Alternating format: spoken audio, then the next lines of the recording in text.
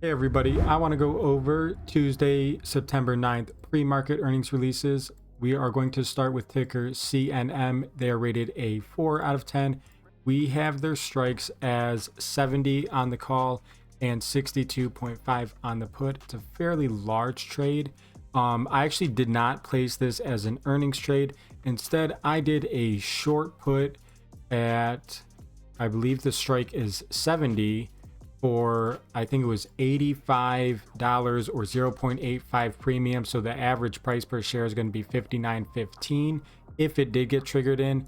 The reason I did this is because we have them as only a 4 out of 10, meaning that they're not as likely as some other setups to beat their expected move.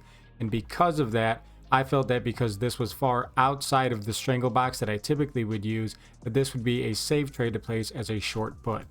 Jumping over to the second one is ticker SAIL or SAIL. As you guys can see here, I'm going to slide it over so people can see it on the short. They don't have a whole lot of historical data. Because of this, I will be knocking them down 1 point. I have them rated as a 5 out of 10, but again, because they don't have a whole lot of earnings to go off of, I'm knocking them down to a 4 out of 10. And I actually just gave them a straddle at 22.5. You could see price is right around there. They're about 11 cents off. You'd be just about right there on the straddle. Again, SAIL is going to be a 4 out of 10, usually a 5, but we are knocking them down due to their lack of data, and we have them as a straddle, pretty much at the money straddle. Third up is going to be ticker KFY. We have them as a 5 out of 10, and we gave them a 75 call and a 70 put. This is what ticker KFY would look like. Again, they're a 5 out of 10. Last for today, Tuesday, September 9th, pre-market is going to be ticker MOMO.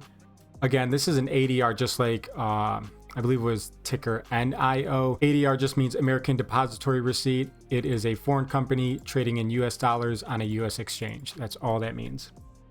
We gave them also an at the money straddle. So 8 call and 8 put. They would be about right there. That's purple though, so you can't really see it. There you go. That's where they would be at the straddle. At first, I wanted to give them a 9 call and a 7 put, but it was very wide and I didn't like how it looked. This was the original setup I wanted to go with. I'll show you guys. And this I felt just wasn't that reasonable of a trade to be placing.